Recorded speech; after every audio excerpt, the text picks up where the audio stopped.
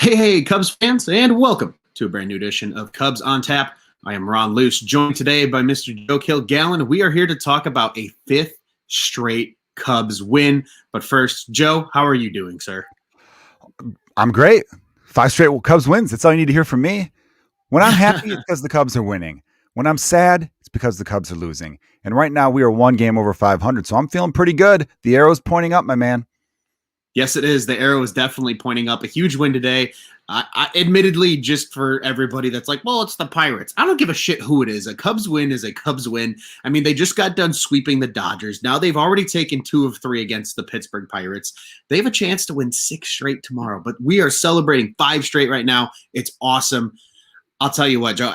And today was kind of a weird game too, right? Like Pittsburgh jumps out to the lead 2-1. The Cubs battle back. As Cody says, manufactured runs just make his arm hair stand erect. Like, it was just one of those games. And then Matt Duffy comes through in the clutch with a pinch hit, essentially scored a single, obviously advanced to second on the throw. But, I mean, what a game as that, they manufactured their way to a victory today, Joe. And it was really nice to see.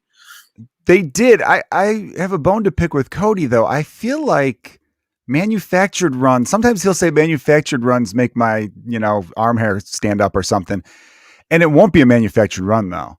If a guy hits a double and then the guy after him hits a double, that's not manufactured. A manufactured run usually means something was sacrificed. A guy hits a double, then the next guy grounds over to second base. He gets the third sac fly. That was manufactured. I mean, I don't know. I think I'll have to look. We'll have to debate that, him and I. I don't want to get all nerdy with sports stuff like that, but I'm pretty sure manufactured requires some sort of you giving things up for it.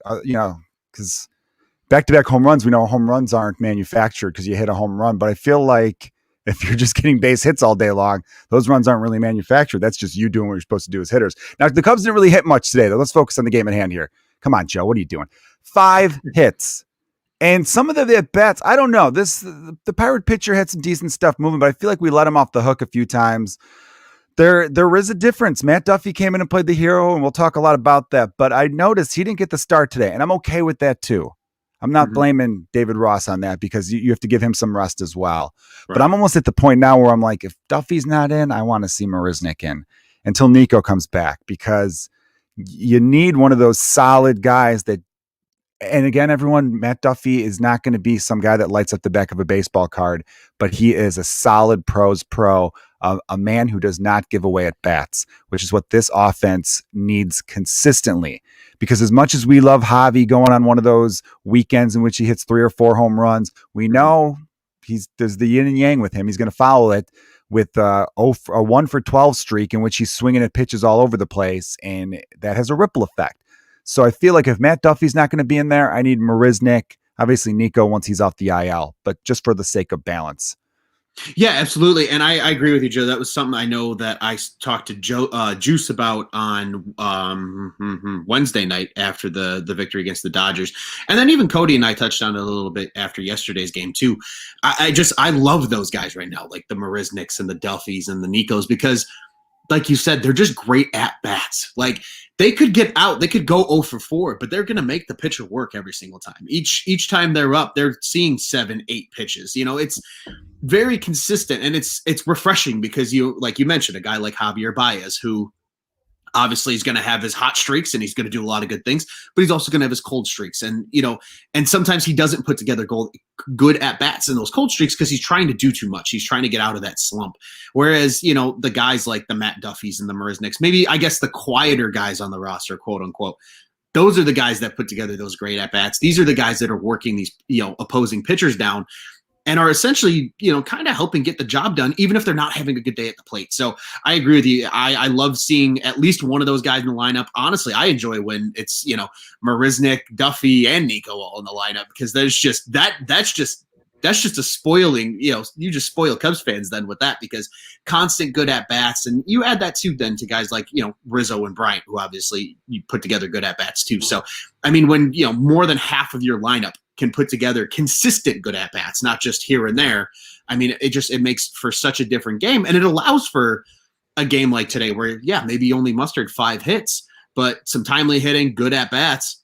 you score 3 runs, your pitching does enough, and you get the W. And that's, ultimately what matters at the end of the day. So I agree with you there. Those guys, you definitely like to see that balance too. And I think Ross is kind of still playing with it, because there is so much depth now. I think guys like Duffy and Marisnik have kind of overachieved.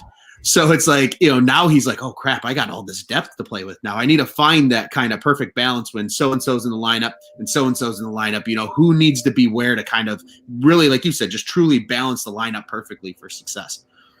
Definitely. The whole balance is key. And it's still again, we're 16 and 15. So 31 games into the season, the depth is critical, is what you were saying, to this team's turnaround, Yeah. And it's too early to see that depth get traded away or anything crazy, roster wise. But we're getting near that point where we need to start talking about a little bit of this outfield logjam. I'll hold off. We'll talk about that in a few minutes. First, I want to give a tip of the hat to Kimbrel. He had an off day yesterday, which I was okay with. Maybe something where Ross was just for a feel. He's thinking, I want to give you back-to-back days off. Because everyone was like, well, we had an off day on Thursday. Kimbrel should be ready to go because it got scary yesterday, as I'm sure you guys talked about. But I was okay with it, and he got the job done today. Now, Wilson Contreras is someone who I really liked what I saw from today. Went the other way for a base hit, ran the base as well. So I'm hoping that turns him around because I think we just have so much love for Willie that we have not really talked about how he has struggled the last really 2 weeks. He has not looked very strong at the plate. Bad at bats, giving away bats. And what we mean by that, everyone listening, what we mean by giving away at bats, I mean just kind of going up there with no real solid approach.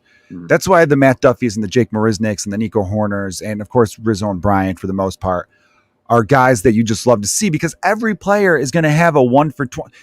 Freddie Freeman, good old Freddie Freeman, reigning MVP from the Atlanta Braves, is in a 1 for 25 slump right now. Oddly enough, 1 for 25 began when our Anthony Rizzo struck him out, made him look foolish. So I don't know if that's why, but it could be.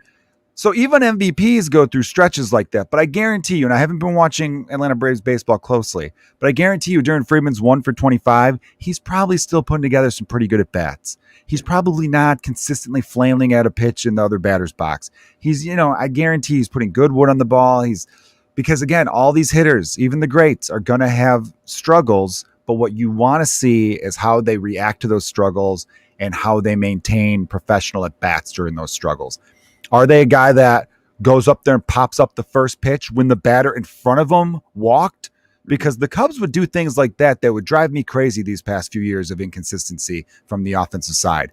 A guy in front of you works an 8-pitch at bat, draws the walk. You come up, swing at the first pitch, and pop it up on the infield. I don't know what they do behind the scenes, but as a manager, I almost fine you for something like that because you need to think. And because you're already slumping, and that's what they're doing. They think too much, which is... there's that great line from Crash Davis in the movie Bull Durham, don't think too much, you'll only hurt the ball club. Yeah. And we see that happen, but the Cubs have not been doing that lately because, shout out to our guy, the director of morale for the Chicago Cubs, one Dom_Frederick, follow him on Twitter.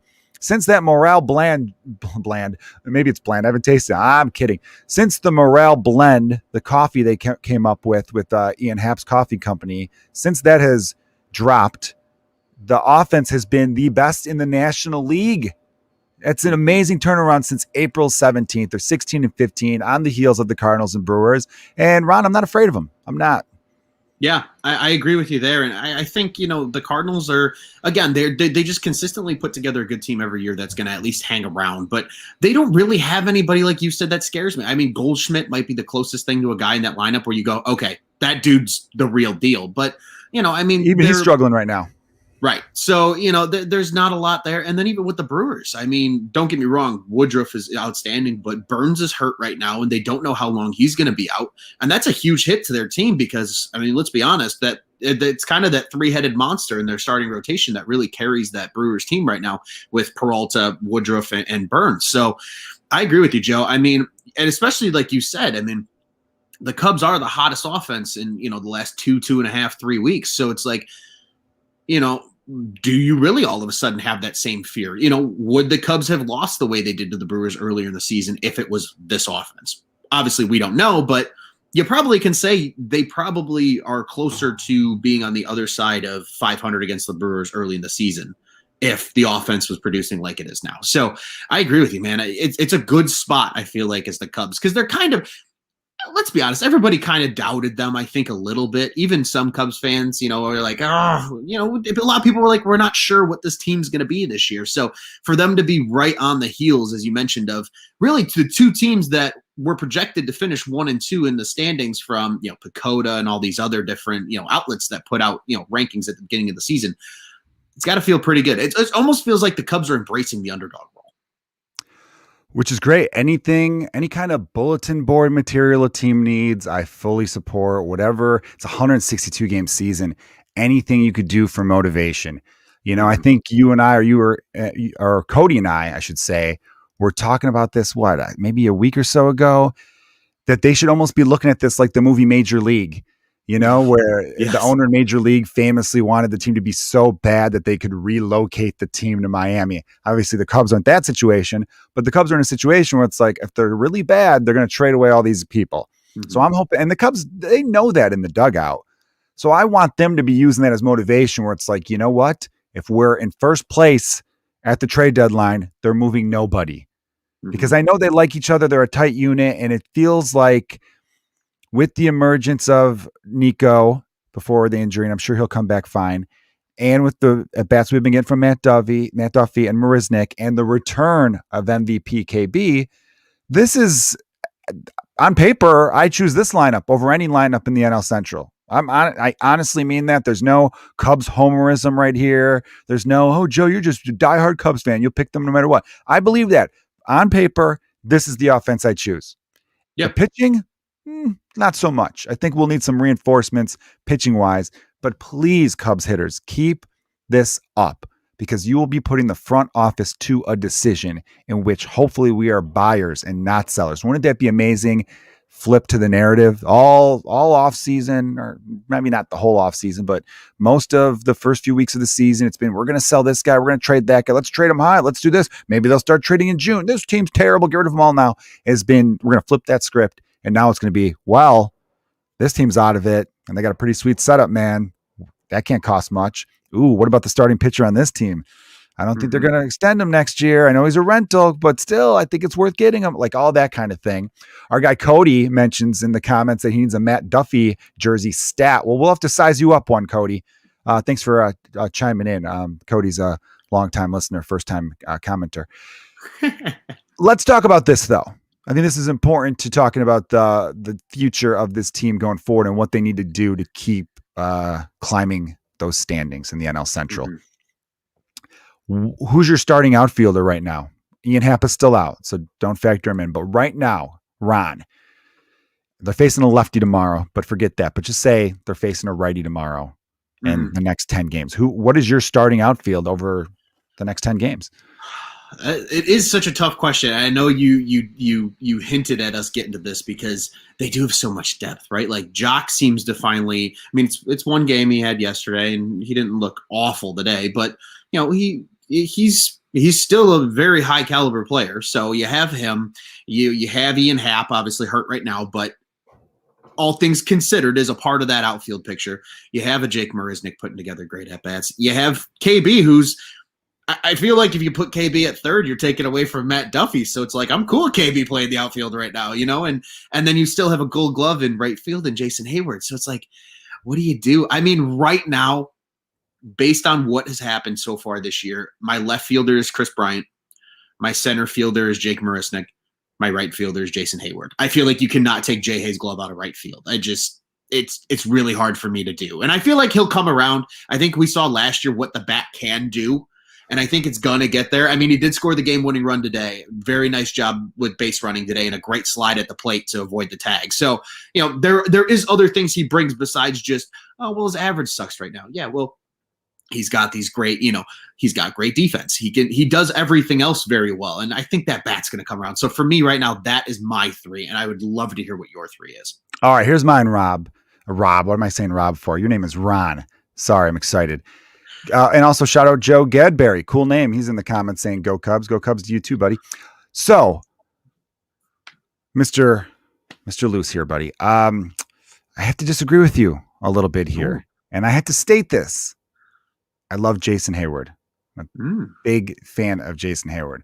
But right now, again, and I said short term. What's the short term? Sure. Short term, Jock Peterson just came back off of IL. Again, 3 for 4 yesterday. Again, I think it was 0 for 4 today. You need to get him going for a plethora of reasons, but you got to get him going. Mm-hmm. I'm starting him in left. I agree with you on Marisnik in center. Mm-hmm. I'm putting Chris Bryant in right field. Right field. And Jason Hayward, love him. Again, like I said, he hasn't looked that sharp in right field. There's been a few games where there's been balls where I'm like, how did he not get to that? Mm-hmm. And his throws to the plate, I feel like he loads up too slow. I don't know. I still think he's probably Gold Glove caliber, but it's just, I mean, Javi's not having his best defensive moments these last few weeks either. So it could be just, a blip in a long season. But Hayward's bat is just not producing. I know he had a great slide today. He lined out hard into some bad luck earlier, but overall, the bat is just not producing. Mm-hmm. And we have Jason Hayward under contract all of this year, of course, and then 2022 and 2023. Right. So, and we're being realistic with his salary of $23 million a season. He's not getting moved. And they like him in the mentor role. They do. They love what he brings to a clubhouse. I love what he brings to a clubhouse. Mm-hmm. But just because you pay a guy $23 million, and a lot of teams make this mistake, you don't have to start him every day. He's getting that money regardless. True. And you need Jock to raise his value if you're still, keeping that route in your back pocket of, hey, we need to flip some people at the deadline, possibly. Again, like I said before, I don't want us thinking that way, but smart teams always give themselves outs. This is a poker table we're sitting at here. You got to give yourself some outs. Not literal outs. That's poker lingo, people. and then I'm having Matt Duffy at third, like I said, because you can't take his bat out of the lineup while he's going the way he is. Give him rest here or there, of course, like we saw today, and then he gets to come in and play the hero later. Javi at short, like what I'm seeing out of Javi as the bats have been getting better. Nico, when he comes back, at second, but he's not there right now. So Matt Duffy could play a little second too. So maybe you have Matt Duffy at second base sometimes with KB back at third, and then you could have Jay Hay and right to rotate. But right now, I'm giving Jay Hay he's getting a little more bench time because I need Jock's value to increase, and I need Marisnik and Duffy in there as often as possible. Because again, like what's best for the team now and best going forward is to get Jock Peterson's back going while keeping both Marisnik and Duffy in the lineup as much as possible. And then when Nico comes back, Nico, of course, is back to every day at second base. And David Ross knows that too. That was a very encouraging thing to hear him say about a week or so ago, that Nico has been playing with a chip on his shoulder. He's showing us that he belongs here every day. You don't say that as a manager if you think the front office is going to send him right back down. So True. Whatever they did, I mean, we all wanted to see Nico break with camp, but him going down for a stretch, really, if that helped him where he's like taking the field the way he is with this chip on his shoulder, being like, oh, you don't think I belong? I'll show you I belong. I'm Nico Horner. Are you out of your mind? Sending me to the alternate site to start the 2021 season? How dare you? We should really put Nico's face on the Michael Jordan meme of, and I took it personally, because that's the way Nico's playing, and you love to see it. Yeah, absolutely. I agree with you wholeheartedly there. I remember the thought of, if I actually wrote an article, unfortunately, I joked with Cody about this yesterday on the end of the show, wrote an article about, I wonder, who has to potentially be, sent down when Jock comes back. Published it 3 minutes later. It was announced Jock was back and leading off that first game. So it immediately became stale. But in that, I threw Nico's name in there because I literally just wanted to say, no, there's no way this happens. If Nico gets sent back down in any capacity, Cubs fans should be outside of Wrigley Field with, pitchforks and torches, because he should not be anywhere but on the big league roster. And he's proving it. And I agree with you. He's putting together great at bats. He's doing it in the field. He's doing it, at the dish. He's doing it all the way around. And I agree. He's 100% everyday second baseman. I agree. I like Javi. He's been a lot better lately. Rizzo's Rizzo. He's not coming away from anywhere at first base. And then I agree with you. I love Duffy at third. I don't mind KB in right. We saw KB out in right, I believe, just this past week. Yeah, he hasn't played third, someone was saying, since it's been like almost 2 weeks since he's been at third base. And that's okay. Because like you said, when you got Duffy batting 309 after today, Yeah. And, I mean, it's really hard to keep a guy like that on the bench when he's just that hot right now. So I'm right And there with you. KB's got to be loving it too, because it's increasing his overall value. Whether Yes. that's the Cubs wisely opening up the big fat checkbook for their homegrown MVP or other teams, it's just increasing his market.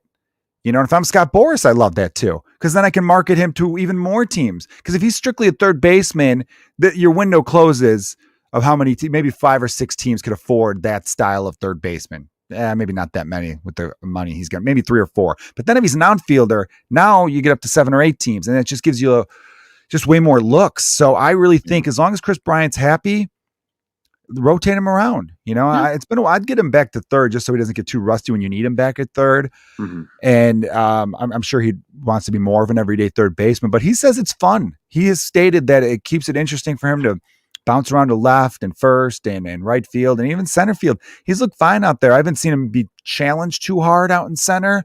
Agreed. So, which is, again, Wrigley Field, though, we forget, is kind of one of the smaller center fields in all of baseball. It's more difficult to play down the lines because, we go about 358, 355, left field, right field, respectively. The center field, or right center, left field, right center, left center field gaps are about 368. So much smaller than most ballparks that could go out to 375, 380. Yeah. Yeah, good point. I agree. And he has looked comfortable. And I agree. Obviously, he hasn't been challenged much, but he has looked good in center. He's been competent out there. And especially on days when he's been in center, that's usually when a guy like Hayward has been in right. So, you have that extra insurance potentially there. And even when, whoever's playing in left, whether it's been Nico Horner before he got hurt, whether it's been Ian Happ. I mean, they have enough guys that can play multiple positions on the team that it allows that flexibility. And hey, I agree with you. If KB's having a good time, you keep doing it. Let's keep him happy. Let's keep him in some Cubby blue. But speaking of a guy in Cubby blue today that I feel like needs to get some love. So we'll mention Trevor Williams was the starter today. Didn't look awful. Didn't look fantastic either. Struck out 6, but only went 4 innings. But how about Keegan Thompson going 3 innings of shutout ball today and getting the W? Gotta love it. You gotta love seeing these young kids start coming up and doing something on the big league roster. I do. I love it. And it's that's where this year's going to be fun. I feel like as long as they keep playing this, level of baseball here, I think as fans, there's a lot to take away from it and a lot of joy we could have, because you're going to see more of these homegrown arms that we've been waiting for a while now. It's well documented that the Cubs haven't really developed any homegrown pitching, but I think you're going to see more and more of these arms pop up and solidify roles for the rest, not just the future, but for the rest of the season. I feel like Justin Steele is a guy that really wowed David Ross 2 outings ago against the Dodgers, and Keegan Thompson, he clearly loves the way he's been, giving you a nice spot start against the Dodgers and then coming back, giving you 3 shutout innings today. Trevor Williams, his stuff looked good today, but he had too much run on the fastball, which you love, but then you hate sometimes because the pitch is so good that when the hitter does make contact, it's a foul ball. So the pitch count just jumped up so quickly. It was up to 85 pitches in the 4th inning after 4, and that's why he was done. Because then you send him back out there and it gets a little, and then he's definitely going to go over 100. And the why star, I totally agreed with giving him the yank after 4 innings. And yeah, 6 Ks though. That's nice. That fastball had some movement on it. A lot of his slider looked good. There was a lot of encouraging things to see from it. The ball was jumping, had some life. It was dancing in the zone. But he needs to control it a little bit better, because if it's running out of the zone, you fool the hitter, it's a ball. You want to fool the hitter and some of them be in the strike zone. That way they walk away in shame. Right. In shame, Ron. In shame. You gotta hit him with the shame chant, right? From back in the old Game of Thrones days. There, yeah. Huh? Back in those days, got to hit him with the shame chant. But I mean, show, but I don't miss that show. If that makes sense. If we could talk, I think a lot of people can relate to that. I think I can as well. Like, it was really good, but it's like, yeah, but it's okay. It ran its course. It lived the way it needed to live, and then it sailed off into the sunset. Agreed. Sailing off into the sunset. Kimbrel really locked it down again. I mean, he was a little shaky because maybe the couple days off, but what a Hall of Fame career he's having. They showed a stat during the game on Marquee Network in which he, of all relievers, has the lowest ERA among active with a 2.14 career ERA. 2.14. And that's including the ridiculously high ERA he had in 2019, where it was like a 6.5 or something with us. Again, didn't really pitch in the first half. Last year, such a small sample size. I think his ERA got down to like 5.79 or something. I could be wrong, listeners, so I apologize there. I don't have the stats right in front of me. So again, those 2 seasons were small enough where it didn't really balloon it up. But to have those on your record and still be at 2.14 for your career is phenomenal. Cody's guy, Andrew Chafin, showed up and pitched a great inning again. So there's a lot. And he's kind of really, nailed down that 8th inning role. I've noticed it's been the last couple games where he's coming out 8th inning, 7th inning, where it's like, all right, this is one of my late inning guys, depending on who's come up in the lineup. If it's the team's better lefties, you might see him in the 7th. If they're coming up in the 8th, you'll see him in the 8th. But manager David Ross is basically saying Chafin is my number 2 next to Kimbrel. Yeah, and you love to see it. I think even yesterday, right? Chafin started the 9th. I think if he doesn't give up that single right off the bat, he probably stays in for at least 1 out, maybe 2, if he gets 2 quick ones. And quite honestly, I think if he just keeps dealing into that 9th inning, I think Ross might have just given him the entire 9th and just said, hey, roll with it, man. It's all yours. So I agree wholeheartedly. It's been nice to see Chafin. They finally have that kind of 8th inning guy locked down now. And something that we have to consider, obviously we're not going to see it for a while, but what do you do when Rowan Witt comes back if he looks anything like he has over the last few seasons? So it's a good problem to have, right? I mean, anytime that you have to ask that question, it's a great problem to have. We have too many good relievers. What do we do? Yeah, oh, darn, it's such a terrible thing. Yeah, it's you got to love to see it. But I agree. I mean, Kimbrel lowers his ERA for this season now to 0.64 right now on the year. He has just been absolutely untouchable. It feels really good when Craig's coming into these games knowing that, I mean, really nobody's going to be able to touch him. So one quick thing, Joe, I did want to mention, and then I can turn it back over to you if you have any other thoughts on this game. David Ross did note that Javi was pulled because of some back stiffness. So it doesn't sound super serious, but that's worth noting because I unfortunately had to step away from the TV at that point and was like, where did Javi go? And then wondered the exact Where'd you go, Ron? I had to go fire off a deuce. No, nothing like that. Had to help out with the younger siblings. So what a great son. Hey, happy Mother's Day, everyone out there. Hope you have a good Mother's Day weekend. So that's good news on Javi. The little back stiffness, it makes sense. I mean, it was 50 degrees in most of Chicagoland. So inside of Wrigley, it's probably about 42 because it definitely drops inside the friendly confines. Final thoughts. Basically, you know what? We had been preaching on this great podcast of ours that 2 out of 3. Let's get back into the groove of winning series. The Cubs have now won back-to-back series. So you'd love to see it. I think we got to go take out the Swiffer tomorrow. I now say Swiffer because I don't have a broom. And just, I want Hendricks to keep building off of what he did his last outing. He went 7 innings of 1 earned run against the Dodgers, and I would like to see 7 innings again from him. Just get in the habit of seeing him go 7 each start like he should, being a top of the rotation arm. And I'd like more offense though. Again, I know the Pirates pitching is okay. They got some solid arms, but I want to see more than 3 or 4 runs out of the Cubs tomorrow. So I'm going to go out bold and say the Cubs win 7-2 tomorrow. Kyle will give up 1 run in 7 as well. And then maybe, whoever we throw in the bullpen might give up a lucky home run. So I'm going to say 7-2. That's my rationale behind it. I'm going to see we're facing a lefty though. So I'm seeing more Jake Marisnick and Matt Duffy show. That's going to continue. Chris Bryant will hit his 10th home run of the season. So Chris Bryant will be my fly the W player for tomorrow. Love that.